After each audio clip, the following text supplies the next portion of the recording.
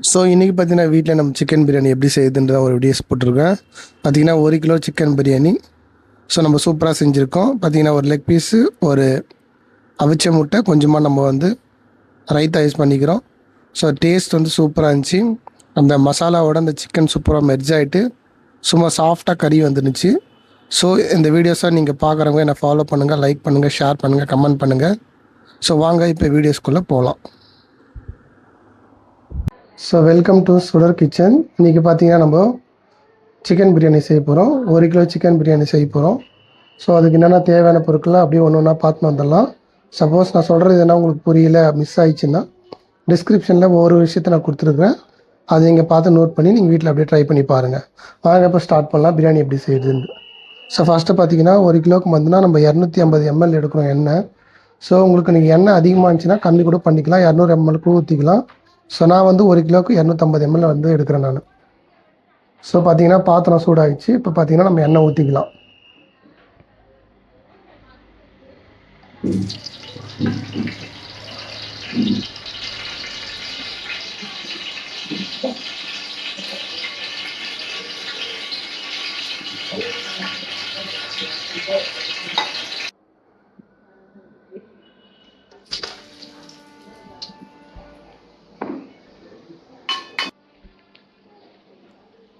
நான் பச்சை மிளகாய் பார்த்தீங்கன்னா ஒரு 6 துண்டு சேர்த்துக்கிறேன். அது லைட்டாக கொஞ்சம் பொரிஞ்சு வந்த பிறகு நீங்கள் வெங்காயம் போட்டுங்க. ஸோ 1 கிலோவுக்கு வெங்காயம் வந்து நான் 400 கிராம் சேர்த்துக்கிறேன். 400 கிராம் வெங்காயம் சேர்த்துக்கிறேன் நான்.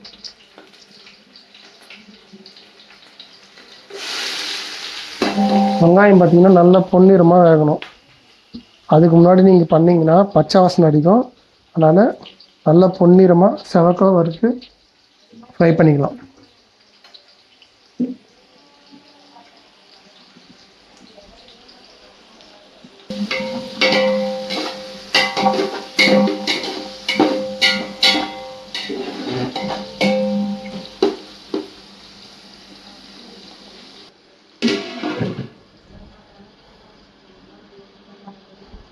பார்த்தீங்கன்னா வெங்காயம் வதக்கிச்சான்னு பார்த்துடலாம். ஸோ வெங்காயம் பார்த்தீங்கன்னா நிறைய பேர் வந்து பச்சையாகவே பண்ணிவிடுவாங்க. ஸோ நல்லா பொன்னிறமாக வந்தால் தான் அந்த டேஸ்ட் வந்து சூப்பராக இருக்கும். வாங்க பார்க்கலாம் எப்படி இருக்குதுன்னு.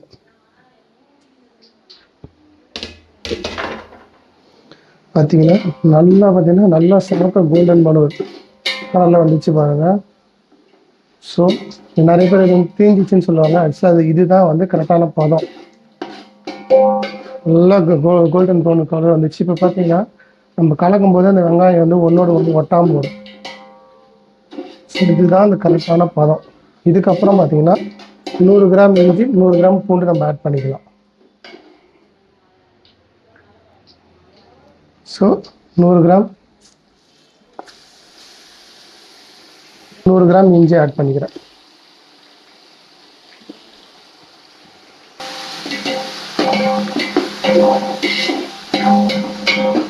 பார்த்தீங்கன்னா வெங்காயம் வந்து பார்த்தீங்கன்னா மோஸ்ட்லி அதில் ஒட்டாது, சூப்பராக இருக்கும். தனியாக புரிஞ்சு நிறைய பேர் தீஞ்சிச்சுன்னு நினைப்பாங்க. ஆக்சுவலாக அப்படிதான் வெங்காயம் நல்லா வறுக்கணும். வறுத்தா தான் உங்களுக்கு அந்த டேஸ்ட் நல்லா வரும். நீங்கள் கலக்கும் போது வெங்காயம் வந்து ஒன்றோட ஒன்று ஒட்டாது. பார்த்தீங்கன்னா உங்களுக்கு தெரியும்.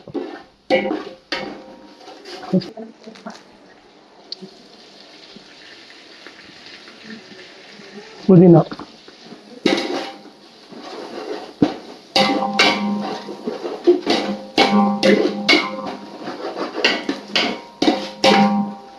ஆட் பண்ணிட்டு, தக்காளி வந்து பார்த்தீங்கன்னா நான் 400 கிராம் எடுத்துக்கிறேன் 1 கிலோவுக்கு. அதை ஆட் பண்ணிடலாம்.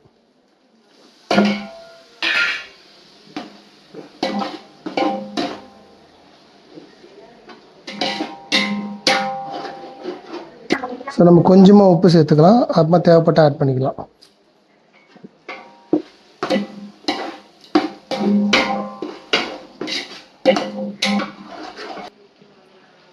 தயிர் பார்த்தீங்கன்னா 1 கிலோவுக்கு 200 கிராம் சேர்த்துக்கிறோம் தயிர்.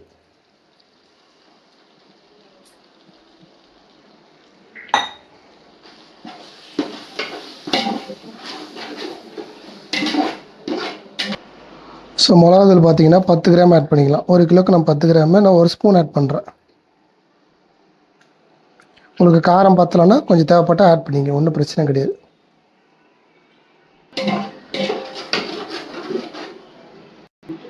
ஸோ தக்காளி வேகணும்னு அவசியம் கிடையாது. ஜஸ்ட்டு போட்டு ஒரு ஆஃப் பாயில் ஆனால் கூட போதும். அதுக்கப்புறமா நம்ம வந்து சிக்கன் ஆட் பண்ணிக்கலாம். ஸோ சிக்கன் பார்த்தீங்கன்னா நான் 1 கிலோ சேர்த்துக்கிறேன். 1 கிலோ பிரியாணிக்கு 1 கிலோ சிக்கனு.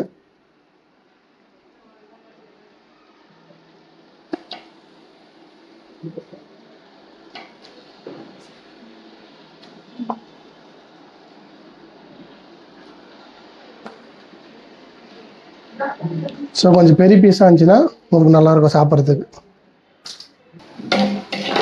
ஸோ இது வரைக்கும் நான் தண்ணி எதுவுமே ஒரு சொட்டு கூட ஆட் பண்ணல.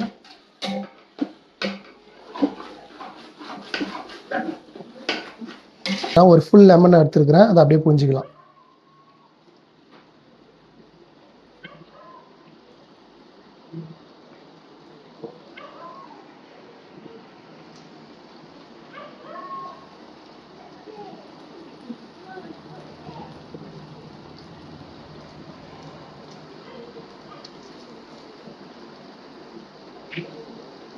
ஸோ இப்போ பார்த்தீங்கன்னா நம்ம தண்ணி ஆட் பண்ணிக்கலாம். தண்ணி பார்த்தீங்கன்னா 750 ml ஆட் பண்ணுறேன். 800 ml கூட ஆட் பண்ணிக்கலாம். ஏன்னா கறி கொஞ்ச நேரம் வேகணும், மசாலாவும் கொஞ்சம் நல்லா வேகணும். அதுக்காக நம்ம என்ன பண்ணுறோம், 750 ml தண்ணி நம்ம ஆட் பண்ணிக்கிறோம்.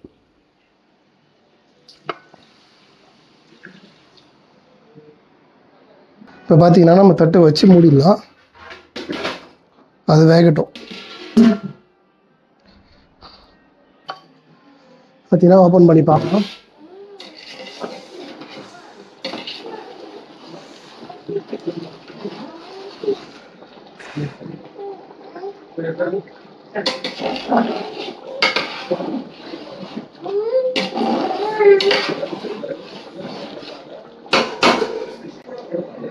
தண்ணி வந்து காஞ்சிச்சு. இப்போ நம்ம உப்பு ஆட் பண்ணிக்கலாம். ஸோ உப்பு கொஞ்சம் பார்த்தீங்கன்னா கறிக்கணும், அப்போ தான் வந்து சாதத்தை கூட சேரும்போது கொஞ்சம் நல்லாயிருக்கும். ஸோ தண்ணி வந்து பார்த்தீங்கன்னா கொச்சிச்சு. இதுக்கப்புறம் பார்த்தீங்கன்னா நம்ம கொஞ்சம் உப்பு ஆட் பண்ணிக்கலாம், கல் உப்பு.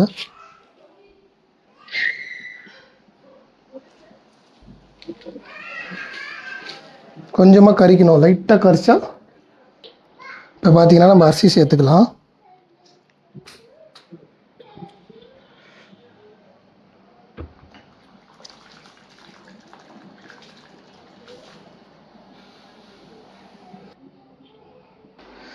அது இந்த மசாலா கூட நல்லா கொச்சிச்சு.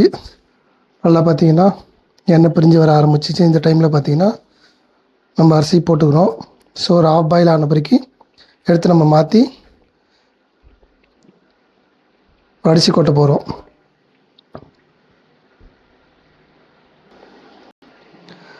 அரிசி பார்த்தீங்கன்னா ஆஃப் பாயில் ஆயிடுச்சு. இப்போ நம்ம என்ன பண்ணிடலாம், வடித்து அரிசி கொட்டலாம். ஸோ உங்களுக்கு பதம் தெரிதான்னு தெரியல, பட் இருந்தாலும் பார்த்தீங்கன்னா இப்படி தரணும். பார்த்தீங்களா, கொஞ்சம் லைட்டாக வெந்த மாதிரி இருக்கும். ஸோ இந்த டைமில் நம்ம வடிச்சிக்கலாம். பார்த்தீங்கன்னா அரிசி கொட்ட போகிறோம் நம்ம.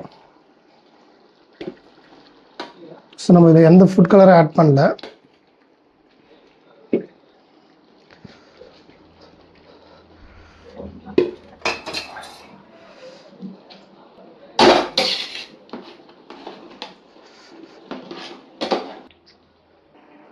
ஸோ நம்ம ஏற்கனவே வடித்த தண்ணி இருக்கும், அந்த வடித்த தண்ணி நம்ம அப்படியே ஆட் பண்ணிக்கலாம் கொஞ்சமாக, மேலே லேயர் வர வரைக்கும்.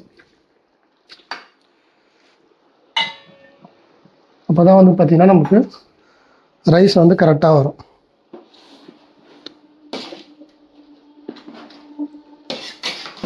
மூடிட்டு ஒரு 20 நிமிஷம் தம் வச்சிடலாம். அவ்வளோதான்.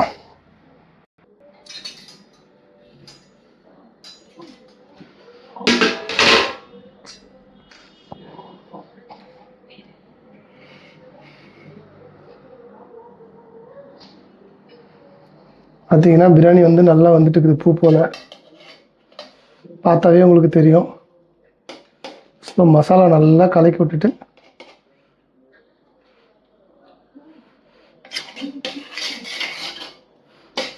பார்த்தீங்கன்னா சூப்பராக வந்துக்குது பிரியாணி.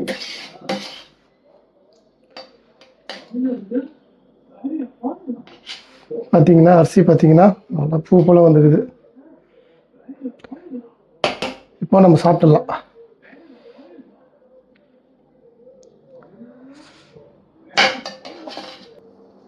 பார்த்தீங்கன்னா பிரியாணி பார்த்தீங்கன்னா நல்லா உதிராக வந்துக்குது. ஸோ உங்கள் பார்க்கும்போதே தெரியும் பிரியாணி டேஸ்ட்டாக இருக்குதுன்ட்டு. அப்படியே ஒரு லெக் பீஸ் மேலே வச்சு சாப்பிடும்போது சூப்பராக இருக்கும்.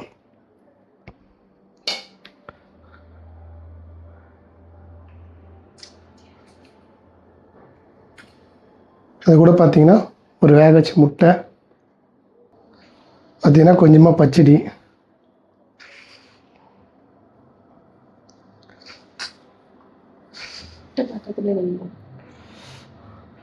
பார்த்தீங்கன்னா ரொம்ப சூடாக இருக்குது.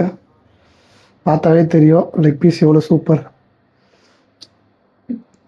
இருக்குது பார்த்தீங்கன்னா. நல்லா மசாலா வெந்துட்டு இருக்குது. ஆஹா, கொதிக்குது. சாப்பாடு நீங்களே பாருங்கள் எவ்வளோ உதிராக இருக்குன்னு பாருங்கள்.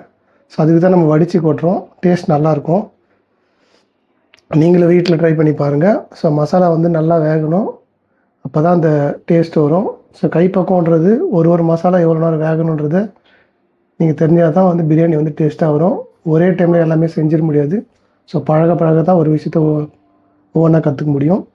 பாருங்கள் இந்த மசாலா லெக் பீஸில் எவ்வளோ அழகாக வந்துட்டு இருக்குது. என்னால் பிடிக்க முடியல, சூடாக இருக்குது. ஸோ